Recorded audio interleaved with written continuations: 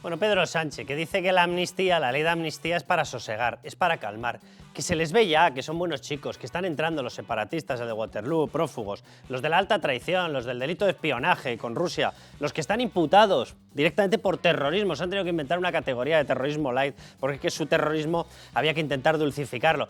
Dice Pedro Sánchez que son buenos chicos, pero si están preparando ya la declaración de independencia, la declaración unilateral. Pero bueno, vamos a escuchar a Sánchez, que él es así. Ante la movilización para que España se defienda ante un riesgo que no existe, que no es tal, porque España no se va a romper.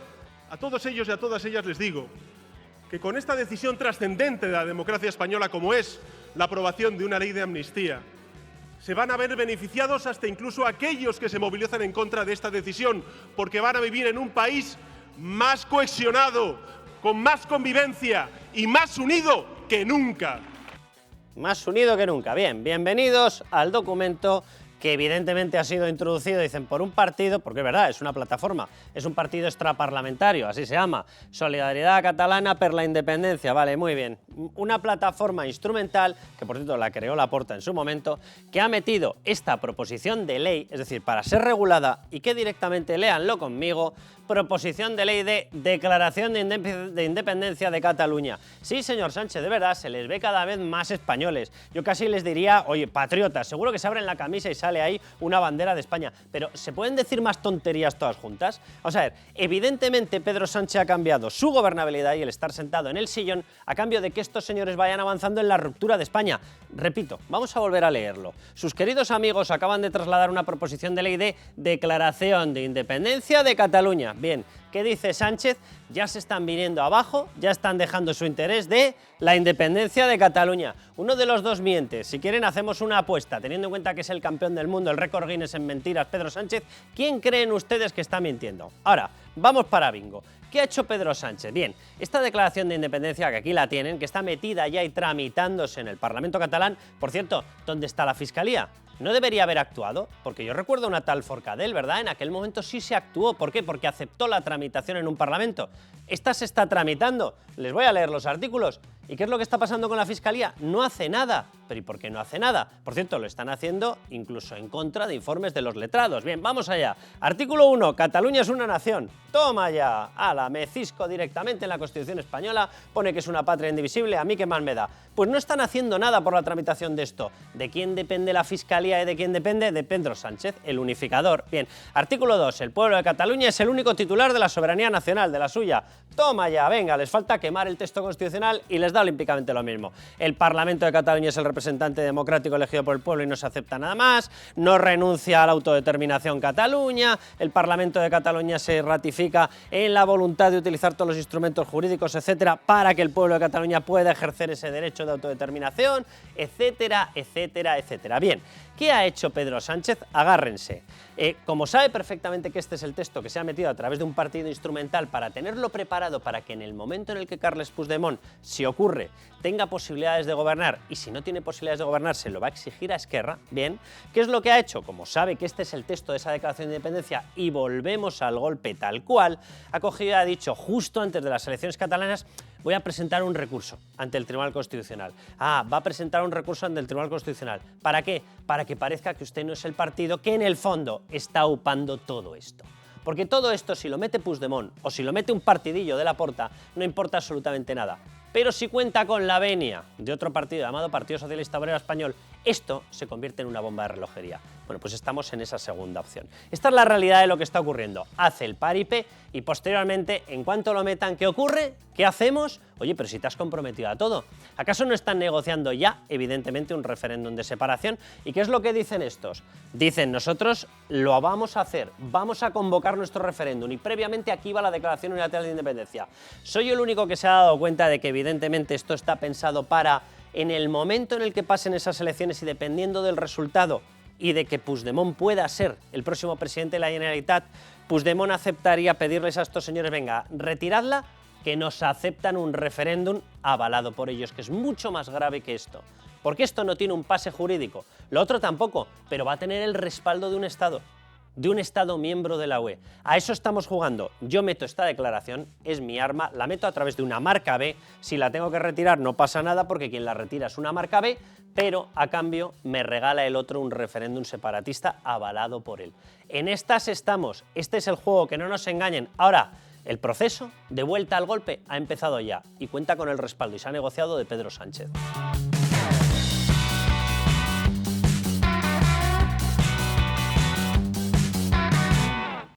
Vamos a impulsar una reforma del sistema de financiación autonómica que permita la excelencia en la calidad de los servicios públicos, evidentemente con una financiación adecuada. Nosotros vamos a impulsar una reforma del sistema en su globalidad y, por tanto, para todas las comunidades autónomas del régimen común, incluida Cataluña. Hombre, ¿quién podría pensar que este gobierno va a hacer las cosas para favorecer a los separatistas, verdad? Después de haberles regalado un indulto, una rebaja de la malversación, una eliminación del delito de sedición, ahora una amnistía donde han metido un terrorismo light que se han inventado, una amnistía para la malversación, una amnistía para la alta traición, haberles regalado el cercanías, así podríamos seguir toda la mañana, ¿verdad? Hombre, ¿cómo íbamos a pensar que el modelo de financiación autonómica nuevo lo iban a estar pensando y diseñando para su amigo Puigdemont, ¿verdad? Cosas que debemos tener los del otro lado del muro. Bueno, Luis Fernando Quintero, bienvenido. ¿Qué tal, Carlos? Carmelo Jorda, ¿cómo estás? Hola, muy buenas. Os iba a preguntar de quién os fiabais más, si escuchando a María Jesús Montero esta versión o la siguiente, ¿vale? Atención, ¿quién habla? Per Aragonés. Yo no voy a decir a los ciudadanos de Andalucía cuál es el sistema de financiación que ellos necesitan. Que defiendan sus intereses siempre, pero no voy a aceptar que me digan cuál es, ni que limiten cuál es el sistema de financiación que Cataluña necesita. Y por lo tanto nuestra negociación va a ser bilateral. No voy a aceptar que me digan, pero ¿quién es este señor? Que es el representante del Estado en Cataluña. ¿Cómo que no vas a aceptar que la Constitución mantenga un principio de contribución general a los gastos, que tiene que ser de todos? No puede haber excepciones, luego lo vamos a explicar. Vamos a hablar, de hecho, con Ignacio Ruiz Jarabo y le vamos a preguntar qué validez tiene esto, qué legalidad tiene, hasta dónde vulnera los principios más básicos de esa solidaridad, que por cierto se suponía que era el santo y seña y la bandera del Partido Socialista. ¿Hasta qué está en juego el sillón de Pedro Sánchez? Es una cosa maravillosa. Bueno, vamos a explicar, porque mi sensación particular es que primero les vamos a regalar el dinero, primero les vamos a preparar la hacienda, primero les vamos a pagar el golpe y luego tendremos el golpe. Lo digo básicamente porque Puigdemont, como hemos explicado ya está preparando, ya tiene incluso un texto metido por una plataforma ahí pseudo alternativa. Pero os pregunto, ¿a quién creéis más? Luis Fernando, ¿os creéis a María Jesús Montero, esto va a ser maravilloso, vamos a crecer todos 10 centímetros, vamos a ser altos, guapos y peludos, etcétera, o os creéis a Per Aragonés? Yo creo que financiación tiene acento catalán y no andaluz, en este caso. Yo creo que Per Aragonés, sí, otra cosa no, pero decir lo que quiere lo ha dicho siempre, hacia dónde quiere ir lo ha dicho siempre y no ha engañado nunca con la dirección que quiere tomar, y quien está ahora haciendo encajes de bolillos para hacer encajable lo que en ningún caso puede ser encajable es el gobierno, y en este caso María Jesús Montero. Cataluña está redoblando su apuesta, Cataluña no, los separatistas catalanes están redoblando su apuesta, ya le están poniendo precio, ya han dicho a cuánto ascienden las facturas que quieren cobrar, ya han dicho cuál tiene que ser el sistema de financiación que quieren ellos, en este caso Per Aragonés y en este caso Carles Puigdemont, y que pasa por todo para mí, y además me vais a tener que ir pagando en cómodas cuotas todo lo que yo diga que son mis derechos históricos, y a ver de qué manera lo hace encajable la señora María Jesús Montero. Pero no tiene encaje, y si lo tiene, Andalucía, Extremadura, Aragón, Castilla-La Mancha no estarán bien financiados. Hay que recordar una cosa, Carmelo, y es que parece que el modelo que quieren transformar es un modelo creado por Madrid, creado por los liberales. Vamos a ver, que es que el modelo de financiación actual viene ya precisamente de las negociaciones del Pacto del Tinel, del tripartito catalán y precisamente de las negociaciones para crearles un nuevo estatuto. Y ahí se creó una idea, un modelo que era para Cataluña y básicamente se le obligó a asumir a todo el resto. Ahora ya no les gusta, claro, como se están cargando la economía suya, ya no les gusta. ¿Pero a quién te crees más? A ver, el PSOE miente siempre y el gobierno miente siempre. Eso es decir, cuando te digan buenos días están mintiendo, será de es noche. por la tarde. Exacto, eso es un axioma que podemos aplicarlo siempre. Y en cambio los nacionalistas sí que es cierto que mienten sobre lo ocurrido. Dicen, por ejemplo, que no hubo delitos en el 2017 cuando los vimos todos, los delitos, pero nunca han mentido sobre lo que quieren. En eso siempre han sido sinceros, siempre han sido infinitamente más sinceros que el PSOE. cuando estaban siendo juzgados ya decían que lo volverían a hacer, cuando fueron condenados dijeron que lo volverían a hacer y ahora siguen diciendo que lo volverán a hacer. En eso en cuanto a sus exigencias siempre han sido transparentes, nunca han engañado a nadie, entre otras razones porque es lo que necesitan, no porque sean... Básicamente porque les va bien. Exacto, no porque sean Es unos que les santos estamos varones, regalando todo sin que tengan ni siquiera que mentir. y es lo que necesitan para su público también. Ellos desde luego necesitan, a su público tienen que venderle que no solo allí, sino que también cuando van a Madrid, como dicen, les están diciendo la verdad, están diciendo lo que quieren y exigiéndolo con fuerza. Hay incluso un componente de chulería, como el que ha tenido durante tantos años Rufián, que a ellos les viene bien como algo para vender. Fíjate cuando voy a Madrid que maltrato a la gente de allí, ¿no? Soy así de chuleta. Entonces ellos son sinceros, ellos siempre han dicho la verdad. Lo que pasa es que aquí la que miente es obviamente la señora ministra de Hacienda y se va a encontrar con un problema muy gordo, creo yo. Es decir, en esta dinámica de cesión continua, hay cosas que ya no se pueden ceder tanto y una de ellas es el dinero, porque es una cantidad limitada. Es decir, el que hay es el que hay, o el que habrá, por decirlo así, y si le das 50 a unos y de los otros se van a quedar solo con 50, pues tendrán que repartirse esos 50, eso está claro. Vamos a ver cómo lo intentan ese encaje de bolillos, que va a ser muy divertido. Dejadme que hablemos, ahora te doy la palabra, Luis Fer, pero dejadme que hablemos con Ignacio Ruiz Jarabo. Él fue director de la agencia tributaria, él tiene el conocimiento absoluto de qué pasaría en el momento en el que demos paso a esta petición que le están haciendo los separatistas. Ignacio, ¿cómo estás? Muy buenos días, Carlos. Ignacio, muchísimas gracias por atendernos. Vamos a ver, vamos a empezar por el inicio. Unos hablan, los separatistas, de que lo que están negociando es tener una hacienda propia y tener un sistema de soberanía fiscal, así lo están llamando. Si escuchamos a María Jesús Montero nos dice que va a ser un sistema que va a mejorar para todos, que va a incrementar los fondos a todos, que para todos va a ser mucho más justo. ¿Cuál de las dos versiones es la real? Porque evidentemente, si de lo que están hablando los separatistas de una soberanía fiscal, significa que se salen del sistema de solidaridad. Alguien va a tener que pagar eso, alguien va a tener un deterioro de fondos.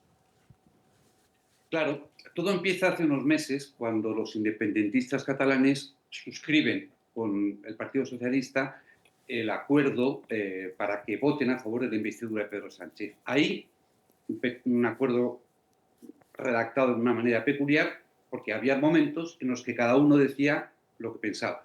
Bueno, pues ahí los catalanistas separatistas decían, queremos un sistema de financiación para Cataluña en la cual se recauden allí el 100% de los impuestos que allí se pagan. Frente a eso, el PSOE decía, primero, no se oponía en absoluto a esa pretensión y lo que decía es, yo me comprometo a mejorar la financiación de Cataluña. Es decir, no se oponía a la pretensión nacionalista y decía algo que era absolutamente compatible con la pretensión nacionalista. Eso fue lo que está escrito y firmado por los dos partidos, por las dos partes, hace 6-7 meses. ¿Qué ocurre ahora? Que los catalanistas separatistas recuerdan lo que se firmó y mantienen su pretensión. Y la respuesta de la ministra ha vuelto a ser absolutamente tibia, por no decir otro término más duro, ¿no? Y claro, lo que se ha dicho esta vez no se atreve a decir que quiere mejorar la financiación autonómica de Cataluña. Ahora dice que la de todos. Claro, nuestra ministra debería esforzarse en aprender que la financiación autonómica es un juego de suma cero y que si uno gana, los demás pierden. Exacto. Y que, por tanto, si Cataluña va a mejorar en su financiación, lo será necesaria e inevitablemente a costa del resto de comunidades. Una cuestión muy puntual, que es un dato significativo. Cataluña, si se concede la pretensión que pretende, dejaría de aportar ningún recurso, ningún importe, ningún euro al fondo de financiación autonómica prevista para sufragar los gastos de los servicios públicos básicos en el resto de comunidades. Exacto, Ignacio. El importe que dejaría de aportar Cataluña supondría dejar sin esos fondos para financiar la sanidad y la educación en Aragón, La Rioja, Asturias, Cantabria y casi también íntegramente a Murcia.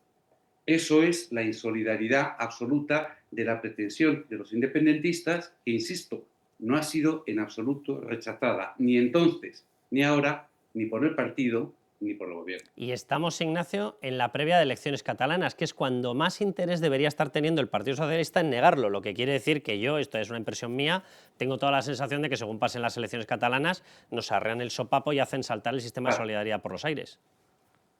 parece que efectivamente es algo que está cantado, ¿no? Pero fíjate que es que además, aparte, como bien habéis dicho, de ser contraria a la Constitución y a las leyes que la desarrollan, este mecanismo de cesión del 100% de los impuestos a Cataluña, por cierto, irían más lejos incluso que lo existente en Navarra y en el País Vasco. Porque fíjate que en Navarra y en el País Vasco hay algunos impuestos que gestiona el Estado. El IVA, cuando grava la importación, o los impuestos especiales cuando gravan la importación. Y en todo caso es un sistema reconocido constitucionalmente y votado por todos en el año 1978. Bueno, Cataluña iría más lejos, porque quiere recaudar también esos dos conceptos tributarios que no gestionan Navarra y País Vasco. Pero fíjate, a mí hay dos cosas que me preocupan especialmente, además de la flagrante ilegalidad y la flagrante insolidaridad que supone. Una es, y lo han dicho muy bien los inspectores de Hacienda, ¿no? Vamos a ver, cuando hay una administración tributaria dentro de España que tiene ese nivel de independencia, como Navarra y País Vasco, eso supone que se quiebra la unidad de información que existe en la base de datos de la Bueno, agencia totalmente. tributaria. Claro, yo te puedo decir, Carlos, que en mi época de director general de la agencia tributaria nos costaba más obtener información para la labor de control que hacíamos. Costaba más conseguir información de las diputaciones forales vascas que obtenerla de la administración tributaria sueca, austríaca o francesa, ¿no? Claro, eso efectivamente es un agujero en la información de la agencia tributaria, pero claro, el actual agujero afecta a un 5% del PIB español. Si se concede el mismo sistema anticonstitucional a Cataluña, pasaríamos a tener un agujero del 25%. Ignacio, yo me temo mucho que esta gente, escuchando los mensajes que hemos escuchado a Esquerra, las acusaciones que ha lanzado Cataluña de dumping fiscal a Madrid por utilizar la capacidad normativa autonómica para bajar impuestos, que por lo visto esa capacidad solamente era para subir impuestos. Es una cosa maravillosa las tesis de esta gente. Pero yo mucho me temo que el gobierno, si acaba aceptando esto, que me temo, yo no sé en qué grado, que va a aceptar una parte muy importante de ello, está pensando en obtener determinados fondos de otra comunidad llamada Madrid, y así fastidiamos a Isabel Díaz Ayuso, para intentar paliar. Porque si no, no me salen las cuentas. Lo que tú decías de la suma cero. Lo que se pierde por un lado, o se recupera por otro, o se pierde. Claro, es que efectivamente lo que puede intentar el gobierno, y ya ha hecho algún paso al respecto, efectivamente es aumentar la contribución de otras comunidades por vía de la recentralización fiscal que se inició con la creación del llamado impuesto sobre grandes patrimonios, comúnmente conocido como impuesto sobre los ricos. ¿Eso qué supuso? Eso supuso un ataque a la autonomía financiera de las comunidades, puesto que gravaba un hecho imponible en principio atribuido a las comunidades, y efectivamente es un paso atrás en lo que es la autonomía financiera de los gobiernos autonómicos. Claro, lo curioso es que da un paso atrás con carácter general para las 15 comunidades del régimen común, pero está dispuesto a dar un paso adelante en sentido contrario frente a Cataluña, ¿no? Es decir, en definitiva, no hay norte para este gobierno más que uno, que es mantener los votos necesarios para permanecer efectivamente en la Moncloa. Ignacio. Y otro dato más que te digo, Sí. ¿no? A mí me dan ciertamente pena los constitucionalistas que hay en Cataluña, ¿no? Porque, claro, si se cede de un modo u otro, porque estos son capaces de disimularlo, ¿no? Pero si se cede de un modo u otro a la pretensión nacionalista, a los catalanes, quien les va a inspeccionar su IRPF, inspeccionar, no digo ya recaudar, quien va a hacer las inspecciones de IRPF en Cataluña va a ser la administración nacionalista. Y quien va a inspeccionar a las sociedades residentes en Cataluña su impuesto sobre sociedades va a ser la administración tributaria nacionalista. ¿Cómo puede utilizar ese poder tributario los gobiernos nacionalistas catalanes? Para tener un instrumento de presión a las empresas y a las personas catalanas para que efectivamente sigan al pie del lítere las instrucciones, por ejemplo, en materia de política lingüística segregacionista. Que sí, Ignacio. Lo van a utilizar de la misma manera que han utilizado el sistema escolar. Sí, está clarísimo. Ignacio, muchísimas gracias por ser tan clarito, de verdad. Un abrazo muy fuerte. Gracias a vosotros. Un abrazo. Un abrazo enorme. Bueno, si quieren más pruebas de que lo que está diciendo Ignacio Ruiz Jarabo es así, escúchenle a Pere Aragonés. Defendemos una soberanía fiscal total para que la Generalitat de Cataluña pase de recaudar, como hace a día de hoy, el 9% de los impuestos que se pagan en Cataluña, hacerlo por el 100% a través de la Agencia Tributaria de Cataluña. cogen el 100% es suyo y se acabó la historia. ¿Y qué es lo que entregan? Pues nada, nada. Porque según ellos hay un déficit histórico por parte de toda España con una parte de España que son ellos. Esto lo afirman pese a que son la comunidad autónoma con más deuda de toda España. Pese a que el 80% del Fondo de Liquidez Autonómica, el rescate que se hizo en la época de la crisis subprime, el 80% fue a ellos y no han devuelto ni un duro, pero ni un duro, y les da olímpicamente lo mismo. ¿Y qué es lo que van a hacer? Gastárselo. ¿En qué? En fabricar un nuevo golpe. Es decir, que lo que está pactando Pedro Sánchez es que todos los españoles financiemos el nuevo golpe.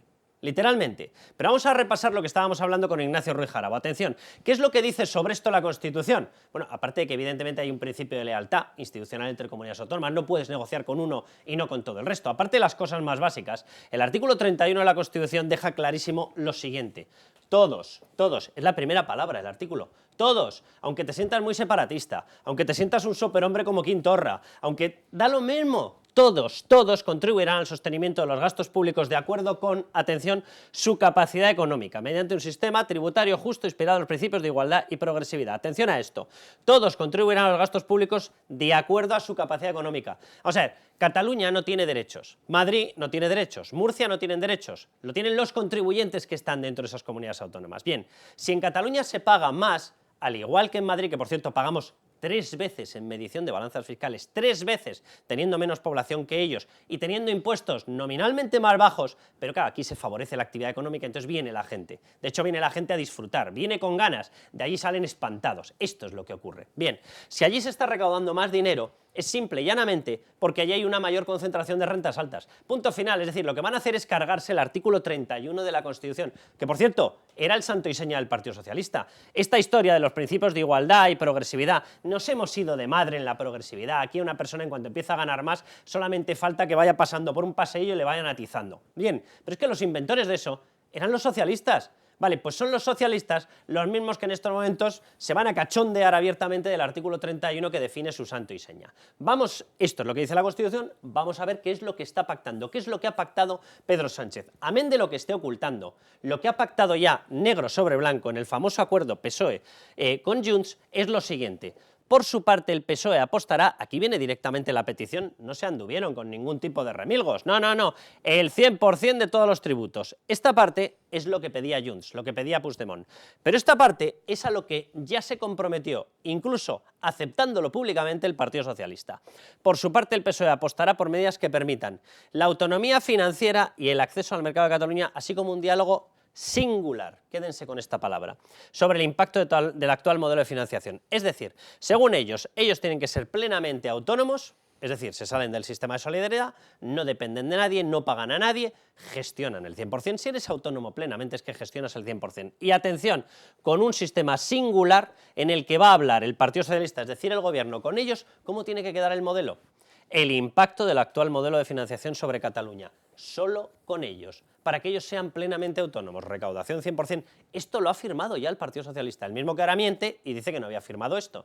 Esto lo ha firmado ya, y el desarrollo de esto evidentemente es que quieren tener el dinero, porque en el golpe del 1 de octubre de 2017 lo que les faltó es que llegaron con una improvisación brutal y la hacienda catalana no funcionaba ni era independiente y no tenía capacidad de recaudar. Y si tú no tienes capacidad de recaudar, a tomar viento.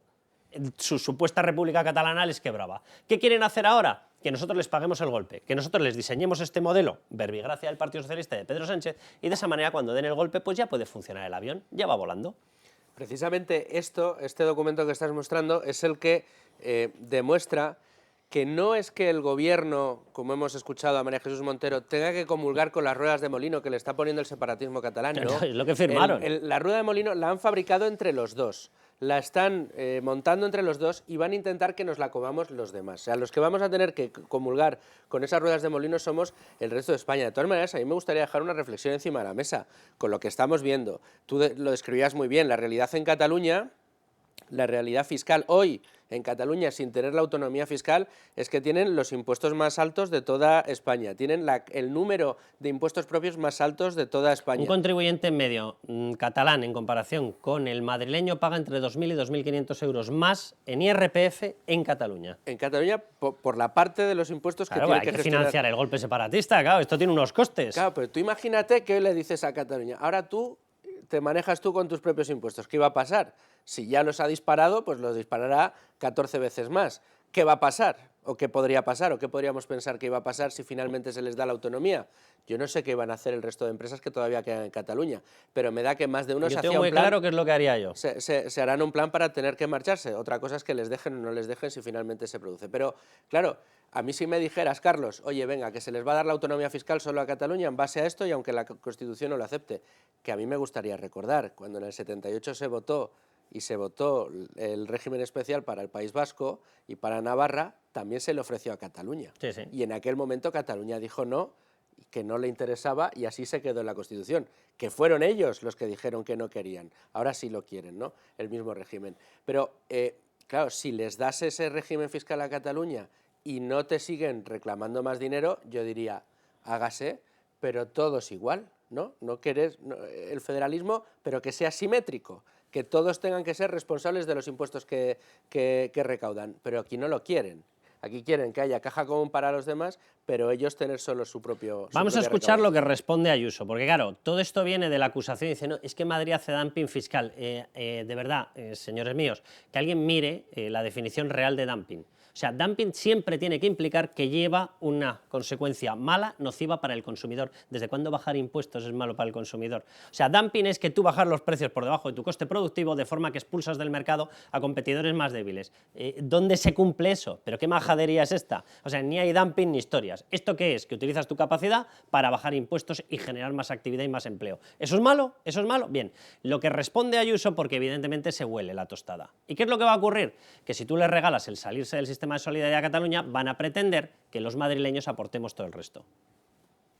¿Esto no es hacer un poco aquello que llaman dumping o un poco trampa, si me permite, entre comillas?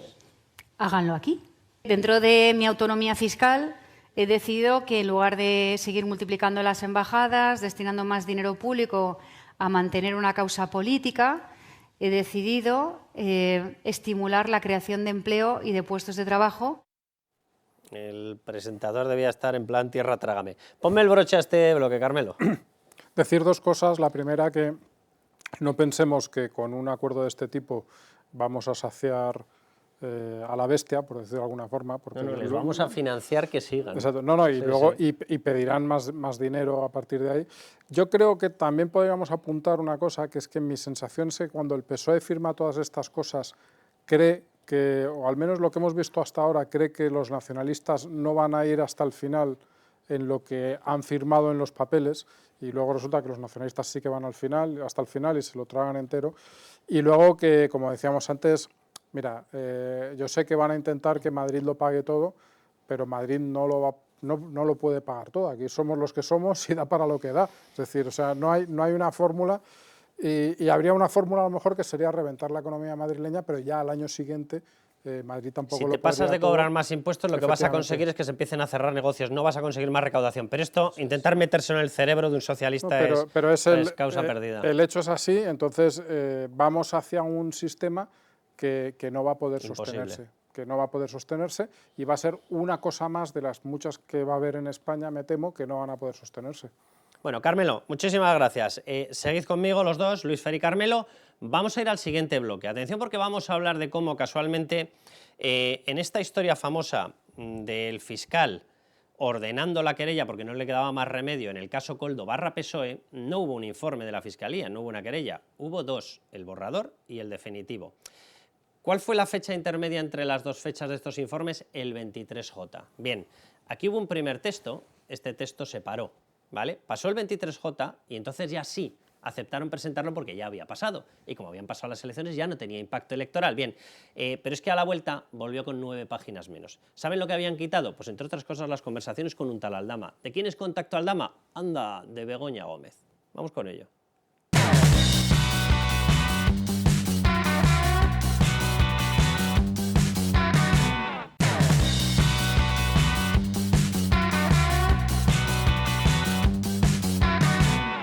Esta persona tiene un puesto de responsabilidad en un instituto de empresa que yo imagino que se ve con empresarios. Desconozco cuáles, pero imagino que se tiene que ver con empresarios porque es lo que forma parte de su trabajo. Pero en política no todo vale, en política las acusaciones hay que medirlas bien. No todo vale, pero si vamos a ir contra la familia, contra la pareja, contra un padre muerto de Isabel Díaz Ayuso, ¡ay, nos remangamos, hacemos filtraciones de la Fiscalía, metemos las narices en informes tributarios que no deberíamos ni conocer! ¿Qué más nos da? Nada. Por cierto, la explicación sobre... Hablaba de Begoña Gómez. Dice, ¿trabajará y se reunirá con empresarios? ¿Qué más da? No lo sé. ¿Cómo que qué más da? No lo sé. ¿Cómo que qué más da? No lo sé. ¿Ha oído hablar, señora María Jesús Montero, de la Ley 3/2015 de conflicto de intereses? ¿Cómo que se reúne con empresarios y da lo mismo? Lo de este país se ha convertido en un cachondeo. Pero bueno, vamos con lo que ha ocurrido, que es de una gravedad absoluta. Bien, ya sabíamos el mítico de quién depende la Fiscalía, de quién depende, pues ya está. Vale, pues el amo del calabozo considera que la Fiscalía es suya. Se llama Ministerio Público porque no es del Gobierno. Es de lo público, y lo público es de toda la población. Pero bueno, intentar explicarle esto a un socialista es causa totalmente perdida. Bien, atención a lo que ha ocurrido con el famoso informe, la querella, por parte de la Fiscalía de quién depende, ¿vale?, con la Fiscalía en el momento en el que ya tenían terminado el informe, que era una bomba absoluta, que aparecía básicamente ya todo, que aparecía de hecho más que en la querella posterior, y posterior a que me estoy refiriendo al 23J. Bien, la Fiscalía tenía un borrador, ese borrador era previo al 23J, lo paró. Esto, normalmente cuando pasas un borrador, en 2 o 3 días te lo han devuelto. Y ya se autoriza, se mete la querella y se acabó. Bien, pues se paró y saltó desde junio hasta septiembre. Bien, ¿y qué ocurrió por el camino? Uno, que habían pasado ya las elecciones, con lo cual fuimos todos a votar sin saber que el Partido Socialista había tenido una red literalmente montada para el cobro de comisiones ilegales para robar dinero en el COVID, donde están implicados a estas alturas nada más y nada menos que 6 personas que o fueron ministro o tienen cargo de ministro ahora, 2 secretarios de organización del partido, los que reparten la pasta y los cargos, una presidenta del Congreso de los Diputados, 2 presidentes autonómicos y 20 altos cargos del Partido Socialista. Vamos, Alibaba. Literalmente, y todos los ladrones. Bien, pues todos esos deberían haber aparecido y haberlo conocido todos antes de las elecciones. Pasaron las elecciones porque se tapó y posteriormente lo hemos conocido. Por cierto, por el camino se perdieron 9 folios. ¿Saben qué 9 folios? Donde aparecen transcritas las conversaciones. ¿De quién? De Koldo con Aldama. ¿Quién es Aldama? El contacto de Begoña Gómez. Maravilloso, no todo vale, ¿verdad? Ah, pero utilizar la Fiscalía para pisotear la capacidad de conocimiento de la población cuando va a votar, eso sí. Porque eso nos suena a dictadura, y es que así somos los de izquierdas. Yo, de verdad, es una cosa surrealista, Luis Fernando. Sí, bueno, surrealista y extraordinariamente grave, por 2 motivos. El primero, porque el Gobierno sigue, en este caso, casi alardeando de su control sobre absolutamente todo, y cada día trata de tener control por más espacios. Ya no es materia de este bloque, pero pensemos en que está intentando meter las manos en las empresas del IBEX 35. Con esto ya... Intentando no. No, está metiéndola y vía presupuesto público. Pero en este caso la Fiscalía, el uso que ha hecho es desde luego torticero, pero con mucho tino, porque efectivamente, como tú dices, se nos hurtó a todos los españoles el conocimiento sobre ese caso para las elecciones del 23J. Ay, que fíjate, Luis Fer, que es verdad que en España se ha instalado una práctica, a mí me parece nauseabunda, digamos, fétida, que es, no, jueces y fiscales vamos a parar nuestras actuaciones, que viene un proceso electoral. ¿Cómo que lo van a parar? Acelérenlo. O sea, es que la población tiene derecho a conocer la información. ¿Pero qué es esto de lo voy a parar? No, así van a votar con una venda en los ojos. ¿Pero desde cuándo se ha ido a votar así? Pero eso es general. Pero es que, repito, no solamente es que pasara de junio, ahora les vamos a mostrar los documentos, de junio hasta septiembre. Es que por el camino se cayeron 9 folios. Claro, pero es que ahí tiene que entrar habrá que pedir responsabilidades en Fiscalía. ¿A quién? ¿A Álvaro García Ortiz? Pues al fiscal general, que ya tiene 2 sentencias del Supremo en contra. Pues una por desviación de poder para enchufar a la predecesora, que había sido ministra de Justicia socialista, Dolores Delgado, y la otra porque le ocultaron un expediente a un fiscal, Estampa, que le hubiese permitido defenderse mejor. Porque habían decidido que no tenía que defenderse mejor. Pues ahora tendrá que dar explicaciones del por qué se para este proceso y por qué faltan 9 folios. Bueno, Montero, hablando de la Fiscalía, y te doy la palabra, Carmelo. Atención a la explicación de Montero, ¿eh? Que lo tengan muy claro, ni amenazas a la agencia tributaria, ni a la policía, ni a la Fiscalía, ni a los periodistas va a dejar de que ellos hagan su trabajo y van a seguir investigando los casos que presuntamente se puedan desviar de la norma y vamos a seguir trabajando. No nos van a amenazar, no nos van a amedrentar, porque la verdad se tiene que abrir camino por la fortaleza democrática de nuestro país. Vamos, que les da lo mismo lo que salga publicado porque piensan seguir manoseando la agencia tributaria y la Fiscalía. Es que es una vergüenza porque esta señora es la que le dijo a algún diputado del PP, no hemos llegado a saber cuán, tú cuidado cuando estábamos hablando de las filtraciones. Yo hablé con dos que estaban en esa grada, en la zona donde estaba señalando, y todavía en estos momentos están con miedo y dicen, no sabemos si era para mí, si era para este, si era para el otro, y todavía andan con miedo. Que una ministra de Hacienda, una ministra que controla la agencia tributaria, y ya hemos visto que lo hace sin ningún escrúpulo, haga esas acusaciones, a mí me parece de las cosas, esas amenazas, mejor dicho, de las cosas más graves que han pasado últimamente. Pero es que luego encima la tía se permite salir diciendo que no nos van a amenazar, o sea, no van a hacer lo que he hecho yo directamente. Respecto al uso de la fiscalía, es cierto que como tú bien dices, Carlos, es una práctica bastante habitual que en fechas muy cercanas a elecciones... Es patético, es que la argumentación es surrealista. Lo vamos a dejar sin información, que total, sois unos pobres tontitos votantes. Pero vaya a ser que cambiéis la idea de voto. En este caso, es que tampoco, o sea, estamos hablando de junio y de unas elecciones a finales de julio. Es decir, no es que no quiero interrumpir en la última semana de las elecciones, que es un argumento malo, pero que es que ni siquiera estamos en ese caso. Y estamos hablando además de unas elecciones en las que el resultado final se decidió por muy pocos votos. Yo no creo que el escándalo Koldo haya hecho a mucha gente que vota al PSOE, aunque salga Pedro Sánchez comiendo niños una mañana, le haga cambiar mucho a una masa humana le haga cambiar de opinión, porque, por desgracia, en España la política, y sobre todo creo que en la izquierda, es puro juliganismo. Sí, pero algo te puede quitar. Exacto. Y teniendo en cuenta que el margen era mínimo... En este caso, estamos hablando de que cae un 1% para un lado y pasa de un lado a otro, y el resultado, a día de hoy, estaríamos hablando de otro gobierno, sin más. Óscar Puente, dando su particular versión, escúchenle. Hay una diferencia evidente entre ustedes y nosotros. Nosotros, ante los casos de corrupción que nos afectan, nosotros tomamos medidas, adoptamos medidas. Ustedes se ufanan muchas veces en los casos de corrupción que les afectan. Pues bueno, más que toman medidas. Las medidas, pues no sé cuáles deben ser, pero vamos, como vayamos a factores comunes entre los casos de corrupción del Partido Socialista, está el robo de dinero, que una parte se destina a prostitución, que otra parte se destina a coca, como vayamos a las medidas que adoptan, o a lo mejor se refiere a esto. Vamos a las medidas, venga, adelante con las medidas. Así se ordenó parar el borrador de la Fiscalía General. Fíjense en las fechas. 28 de junio, el fiscal Luis Pastor. Este era el primer informe, tenía 37 folios. Bien, del primer informe, 28 de junio de 2023, pasaríamos al 23 de julio, que fueron las elecciones. Si esto se hubiese filtrado, evidentemente se hubiese podido conocer antes de las elecciones. Tenía que no filtrarse, tenía que mantenerse secreto, vale. En el momento en el que tú cursas un documento, a partir de ahí hay un riesgo de filtración, y eso lo sabía el PSOE de arriba a abajo, y lo sabía Pedro Sánchez perfectamente. Bien, siguiente informe que aparece, del 28 de junio, pasamos al 6 de septiembre, aquí tienen la fecha. 6 de septiembre de 2023, el fiscal Luis Pastor Mota, exactamente el mismo, pero ya habían pasado las elecciones. Repito, con las fechas de los documentos del 28 de junio, pasado ya el 23J de las elecciones, al 6 de septiembre. ¿Y quién era ya presidente o quién ya tenía los votos para ser presidente? Pues ya podía empezar a negociar la investidura Pedro Sánchez, porque ya tenía los votos suficientes como para sumar. Bien, ¿qué ocurrió de este documento a este documento? 37 folios en este, 9 folios que se cayeron aquí. Bien, ¿cuáles son los 9 folios que se cayeron? Casualmente, la transcripción de las conversaciones por WhatsApp. ¿Entre quién?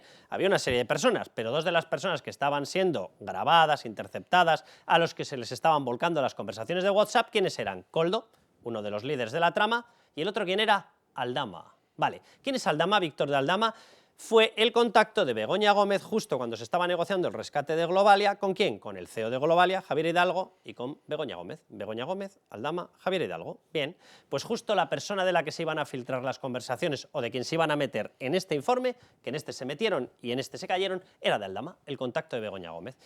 Pequeño problema, ¿verdad? ¿Cómo que no todo vale, señora María Jesús Montero? ¿Cómo que no todo vale? Pero manosear la Fiscalía, eso sí que vale, ¿verdad?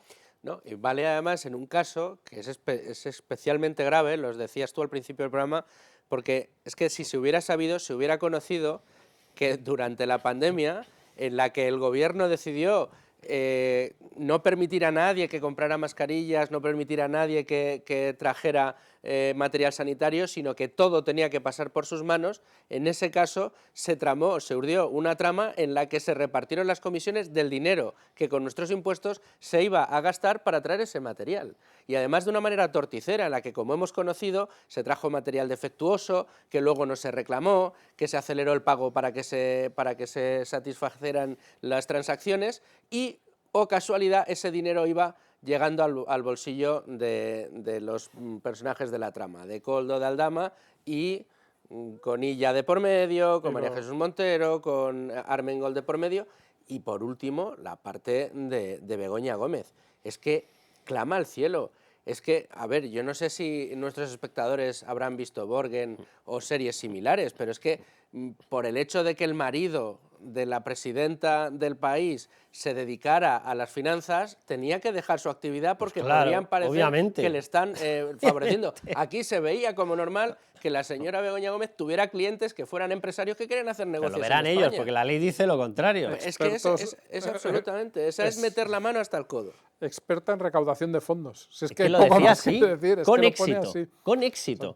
Bueno, tanto que daba clases y sigue dándolas. A mí me parece que hay, o sea, todo eso que has dicho es cierto, y luego lo que es un escándalo absoluto, lo que es un escándalo total, es la doble vara de medir.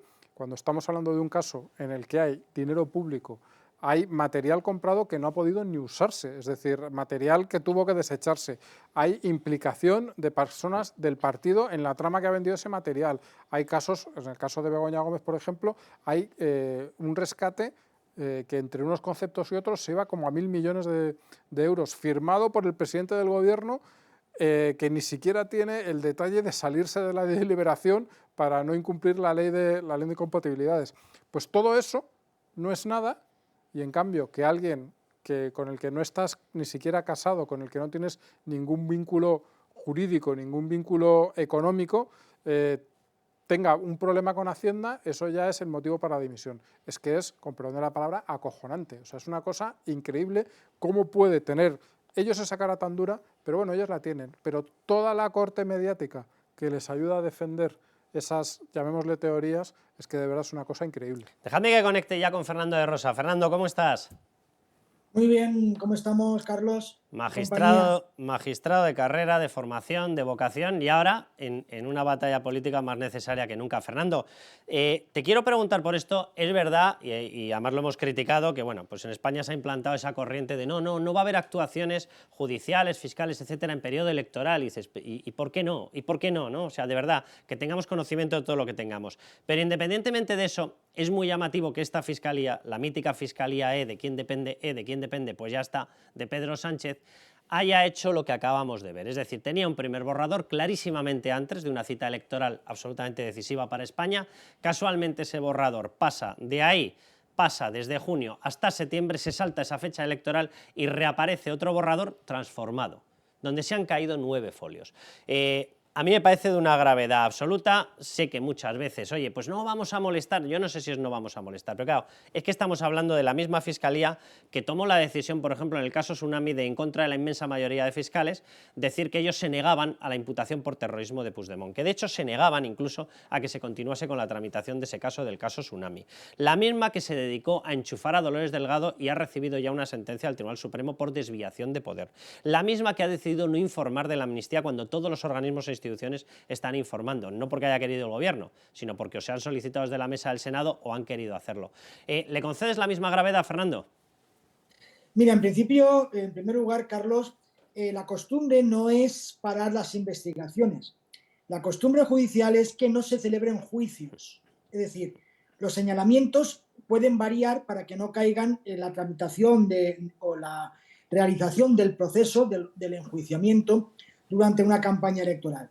La investigación no se puede parar porque la investigación va a perseguir delitos y si se paraliza la investigación puede provocar, como que presumo yo que ha ocurrido en este caso, que los delincuentes aprovechen durante ese tiempo para seguir delinquiendo o para destruir pruebas. No hay que olvidar que en este caso Koldo, casos PSOE, se filtró por parte de alguien del entorno del ministro Marlaska a Koldo, que estaba siendo investigado, y es cuando empezó a hablar de Tellado, de Alberto, etcétera, cambiando el sentido ya de esas conversaciones.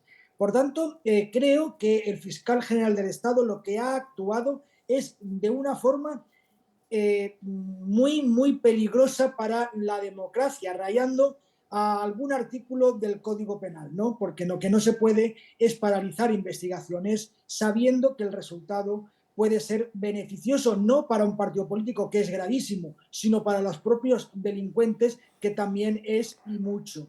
Por eso creo que en este caso el fiscal general del Estado tiene una responsabilidad absoluta y que creo que le van a llover querellas, ¿no? Ya le han llovido con el tema de la familia de Ayuso y le van a llover mucho más en este tema.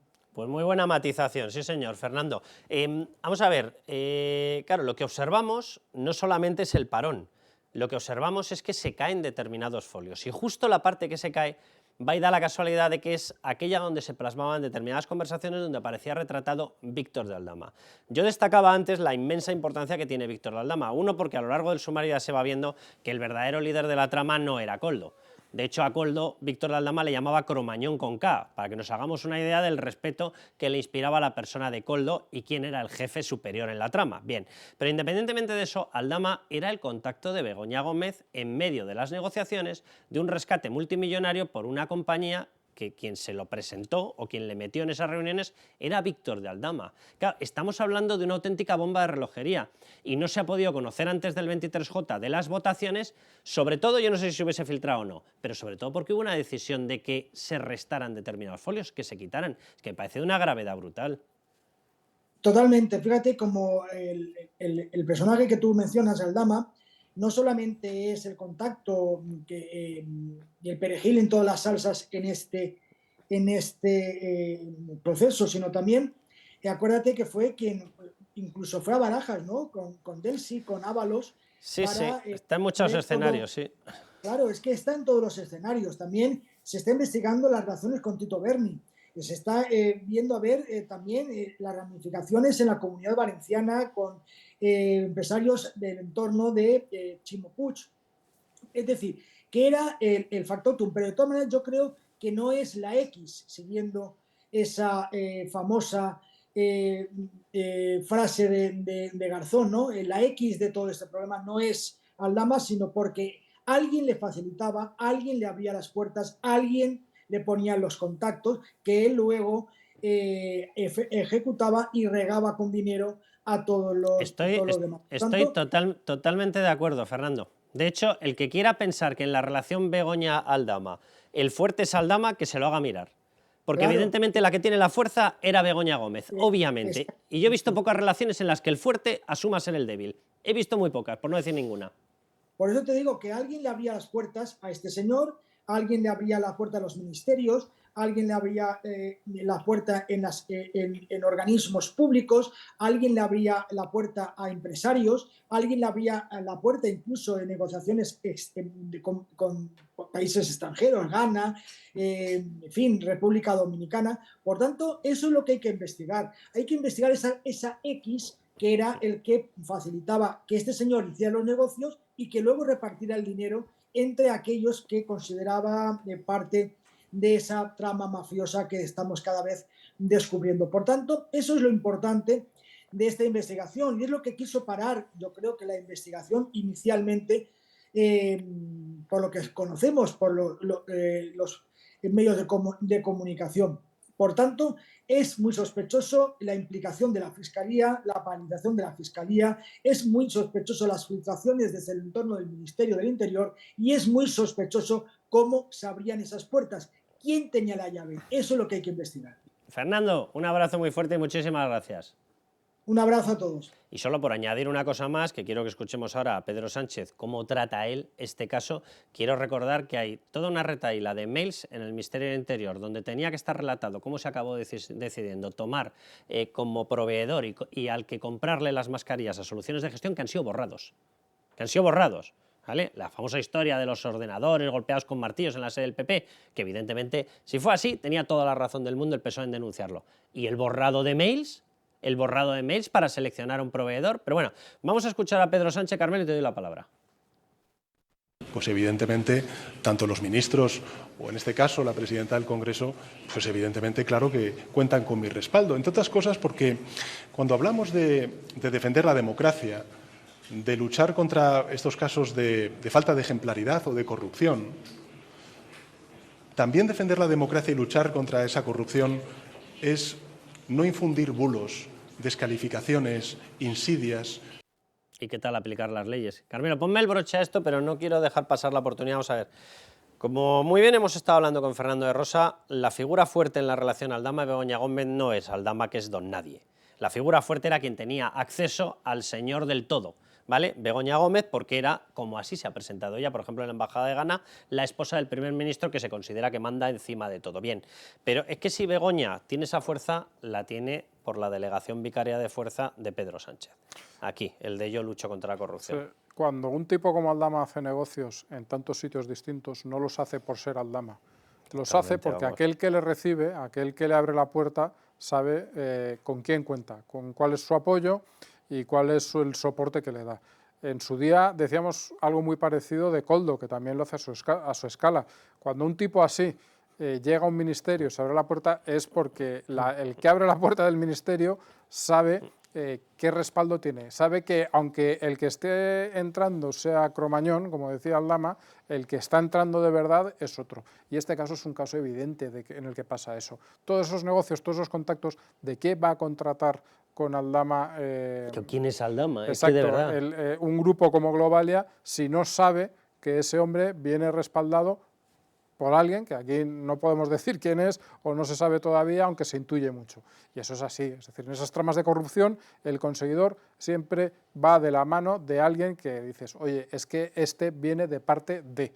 Y entonces es cuando le abres la puerta, entonces es cuando le das el dinero, entonces es cuando haces el contrato. Bueno, dos cosas. Vamos a ir al siguiente bloque. ¿Se acuerdan lo que están diciendo? Que si la pareja de Ayuso, que si por un fraude, una discusión de fraude con la agencia tributaria, que si es un delincuente, que si el piso lo pagó con el dinero del fraude, que Ayuso no puede vivir en esa casa, que o la abandona o ella también es una delincuente. Bueno, las famosas teorías penales por transmisión sexual, ¿no? Que se han inventado estos señores del feminismo ultra radical, llámenlo como quieran. Bien, pues va y resulta que en medio de esa campaña contra Ayuso, que ya no saben cómo acosarla, va y resulta que se entrega un informe de la Guardia Civil. ¿Y qué dice el informe de la Guardia Civil en otro caso? Las subvenciones a los hermanos de Chimo Puig. Anda, que hay una casa, un chalet, un pedazo de chaletaco pagado con cargo a las subvenciones que regalaba Javier Lambán en una red cruzada con Chimo Puig.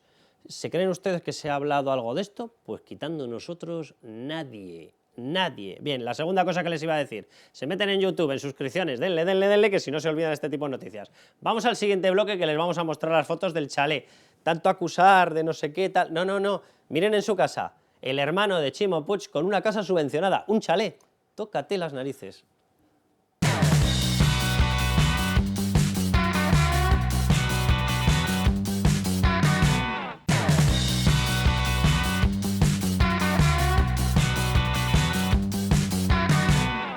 Este señor, que cometió delitos fiscales, que ha falsificado facturas para minorar sus beneficios y que ha cobrado comisiones de empresas que participan en la sanidad privada de Madrid, que después con el producto de esos fraudes se compra un piso, 1 o 2, está por aclarar el tema, y los ocupa la persona que preside la Comunidad de Madrid.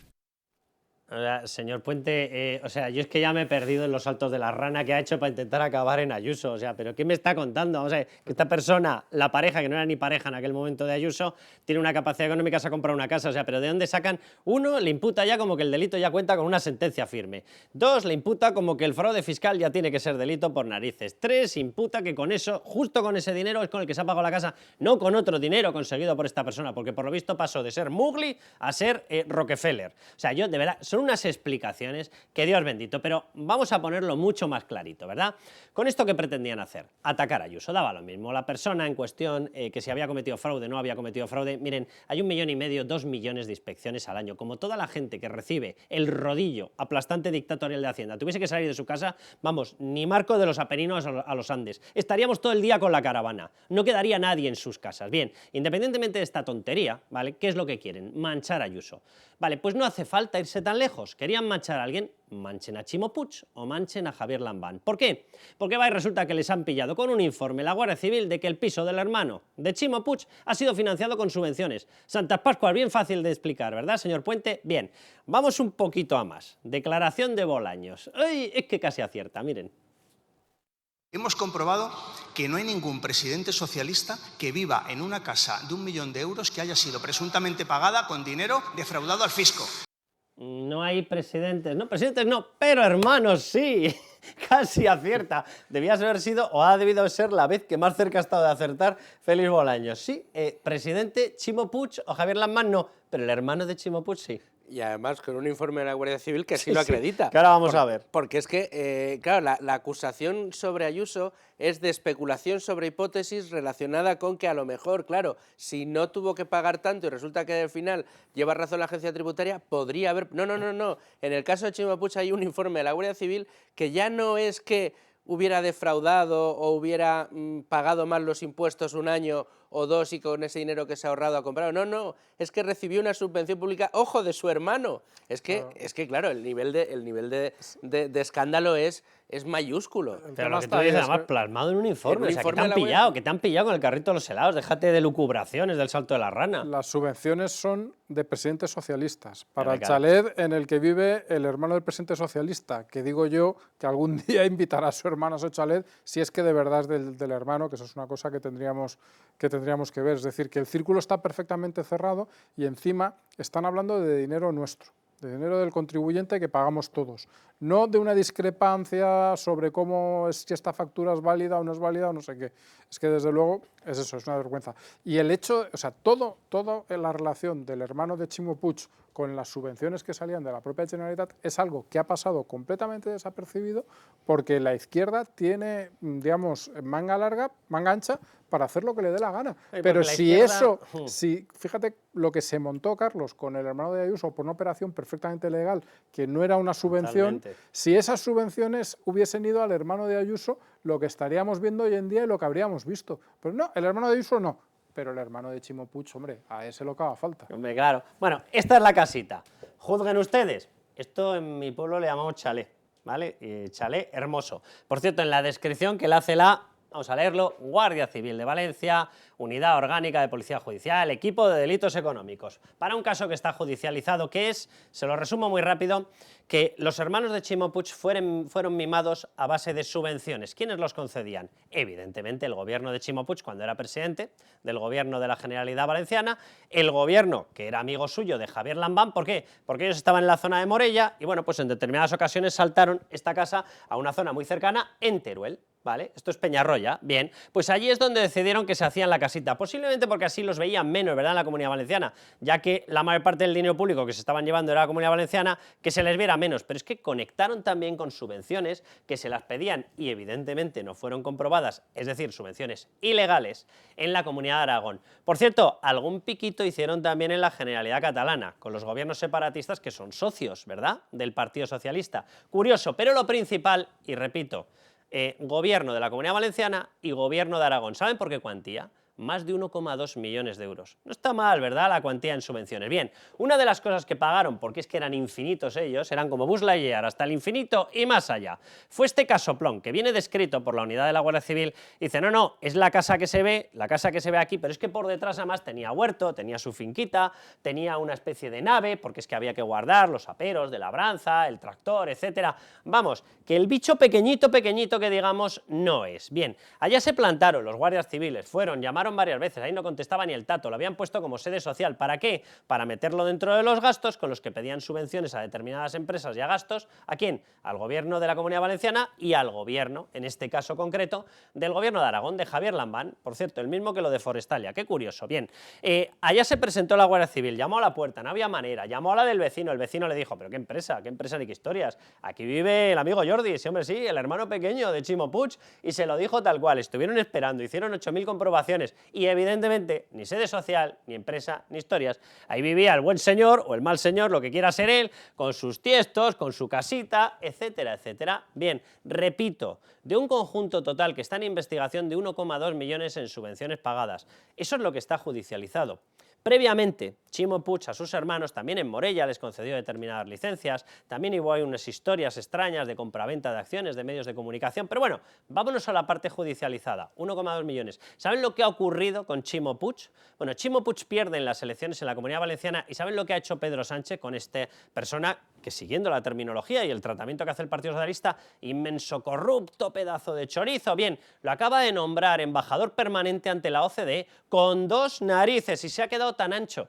Embajador permanente ante la OCDE, un pedazo de cargazo representante de toda España, donde va a estar ahí a papo de rey y le da lo mismo, mientras le están entregando un informe de la Guardia Civil que ellos acusan a Ayuso de no sé qué, de una casa, de sabe Dios de dónde se lo han sacado, y resulta que aquí la Guardia Civil te entrega hasta las fotografías del chaletaco y les da lo mismo, se quedan tan anchos. Y vía subvenciones, es que vuelves a lo mismo, Carlos, vía subvenciones, o sea, no hay un complicado entramado de sociedades en los que se supone que... No, es... Oiga, toma y me lo das. Lo concedo y claro, y si es al hermano, pues fíjate, no se han buscado un Víctor Aldama montaron una para productora, que lo monten. El tratamiento fue brutal, se montan una productora, dicen que van a divulgar el catalán en la Comunidad Valenciana, que ya debería escandalizar a unos cuantos, y en base a eso cogen una serie de vídeos captados por ahí, aparecen hasta vídeos elaborados por los Mossos, los han metido, con eso justificaban y con eso le pedían el dinero.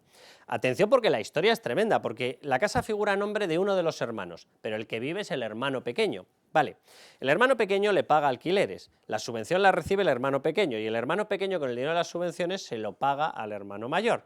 Es decir, que no estaban pagando el alquiler, lo que estaban pagando era la casa, punto final, obviamente. Bueno, pues señor Bolaños, un presidente todavía no, ¿vale? Pero el hermano sí, con cargo al erario público y de forma ilegal. Y luego, a ver, si hablamos de presidentes autonómicos, hablemos del presidente autonómico de Canarias, que ahora es ministro. Sí, un poquito tocado está, ¿verdad? Hablemos de la presidenta autonómica de Baleares, que ahora es presidenta del Congreso y que están, por decirlo de una forma sutil, hasta las trancas en un escándalo mucho mayor de varios millones de euros cada uno de ellos. No es 1 millón, 1,2, ni son unos pocos cientos miles de euros. Son varios millones cada uno de ellos. Y bueno, el PSOE se ha pasado semanas diciendo que es que los nombres no están en el sumario. Ya veremos cuando ese sumario llegue al Tribunal Supremo, que me temo que llegará, qué nombres están y vamos a ver la lista y vamos a ver cuántos de ellos son presidentes autonómicos del PSOE o expresidentes autonómicos del PSOE, que va a haber más de uno. María Jesús Montero, escúchenla, a ver si se le puede aplicar la misma regla. La corrupción que la señora Ayuso presuntamente ha ido amparando, que vive en un piso, en una casa en donde realmente se ha pagado con esos dineros. ¿Y esta? Señora Montero, ¿esta qué le parece? ¿Le gusta? O sea, llame a Ximo Puig, que es compañero suyo. En un viajecico de estos que hace, con todo pagado, con pasaporte diplomático, como embajador permanente ante la OCDE, se van a comer a casa del hermano, total, lo hemos pagado todos, es público, ¿verdad? Como decía aquella Carmen Calvo, también enchufada en el Consejo de Estado, el dinero público no es de nadie. Dios bendito, qué tropa. Bueno, es tremendo. A mí, pensando, a lo mejor hasta se ha comido alguna paella en el chalet la señora María Jesús Montero. Bueno, Montero no sé, pero vamos, Ximo Puig ya te digo yo que sí. Hombre, seguro que sí, y las habrá hecho él. Pero bueno, estos son los de no a los hermanos, a la familia no hay que tocar, salvo que se trate de la señora Ayuso, es un escándalo en toda regla. Aparte, es curioso, ¿no?, cómo cuando los escándalos vienen del Partido Socialista no se andan con chiquitas, van directamente a las subvenciones, meten la mano directamente en la caja pública y los escándalos empiezan a ascender a cientos de millones, cuando no miles de millones de euros. Viendo un poco la vista atrás, Carlos, ¿te acuerdas de un presidente de la Comunidad Valenciana al que le acusaron de corrupción por unos trajes? No te hablo de millones de euros. Tiene 10 juicios, 9 ya los ha ganado, le queda el 10º que evidentemente va por el mismo camino y va a haber ganado posiblemente 10 juicios después de unos trajes que cada uno eran de Forever Young, pedazo de marca, perdón a Forever Young, pero con todo el respeto, eran trajes de 200, 250 euros. Es decir, hubiésemos estado hablando, en caso de que hubiese sido cierto, pero es que encima se descartó, es que encima era mentira, hubiésemos estado hablando de 750 euros. Aquí hablamos de un chale. Bien, por cierto, recaba Javier Lamán.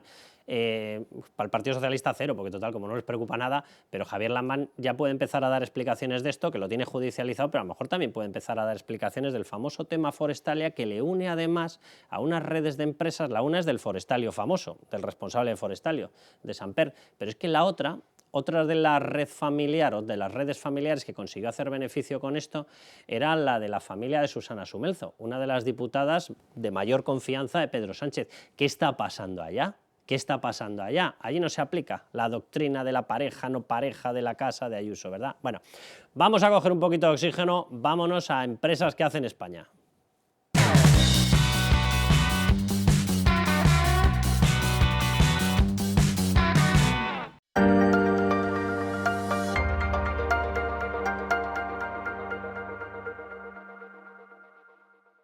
Bueno, pues vámonos ya con la sección que patrocina Grupo Eulen, empresas que hacen España. Menos mal que sigue habiendo empresas, gente, etcétera, que hacen España, porque entre tanta gente que intenta destruirla. Bien, vamos con una empresa que se llama Simaga. Es una empresa 100% española. Lleva más de 30 años de actividad. Se dedican a la fabricación de silos industriales y material ganadero y agrícola, muy importante. Bueno, exportan a toda Europa. Se han convertido ya también en un exportador a Sudamérica. Y Alfonso Garrido es el CEO de Simaga. Bueno, Alfonso, primera pregunta. ¿Cómo nace la empresa? La empresa nace en los años 80, la funda mi padre. Mi padre era comercial de piensos y material ganadero. Y bueno, poco a poco se dio cuenta de que iba a haber un cambio en España en cuanto a la modernización de las granjas. Y él empieza a desarrollar ciertos productos para las granjas, para la automatización de las granjas. Y bueno, y poco a poco va avanzando y a finales de los 90 pues se enfoca más en lo que es la producción de silos industriales, que para el que no lo sepa, porque entiendo que es un gran desconocido para el público común, son silos de almacenamiento de cereales que se emplean en fábricas de aceite, en almacenistas, en puertos, en fábricas de pienso, en molinos de harina. Y básicamente son los depósitos donde se almacena el grano. Y bueno, a partir de finales de los 90, el crecimiento es bastante exponencial hasta el día de hoy, que nos hemos convertido en líderes europeos y yo diría que en el top 3 a nivel mundial. Alfonso, segunda pregunta. ¿Qué impacto tenéis en estos momentos en la economía española? Pues el principal impacto que tiene Simaga en la economía española, yo diría que somos capaces de exportar nuestros productos a más de 150 países y hemos realizado unos 15.000 proyectos por todo el mundo. Luego creamos mucho empleo industrial que ahora está en boga, sobre todo en nuestra región, que es tradicionalmente agrícola, Castilla-La Mancha. Y se crean bastantes puestos de ingeniería, de producción. Y luego, aparte de los directos, pues los indirectos que generamos, creando mucha riqueza en la región. La mayoría de los insumos que consumimos son españoles.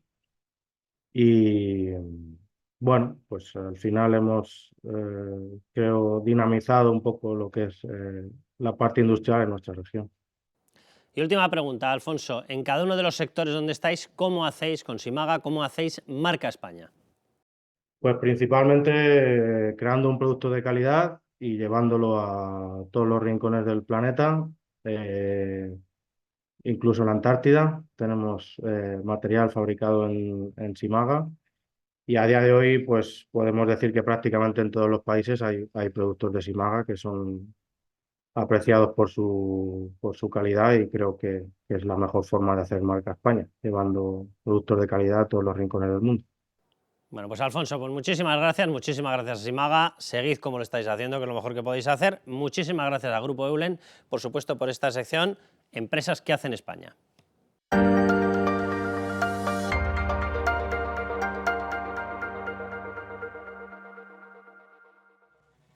Bueno, vamos a terminar ya el programa, que nos hemos consumido todo el tiempo para no variar y ya saben, 3 cosas que tienen que hacer en esta Semana Santa. 1, ver estos programas. Bueno, podríamos añadir y leer Libertad Digital y escuchar el radio, pero bueno, todo el grupo, estén muy atentos. 2, descansar, que eso es importante. 3, ya lo saben, se meten ahí en YouTube, suscripciones, le dan y así nosotros les avisamos. A levantar España.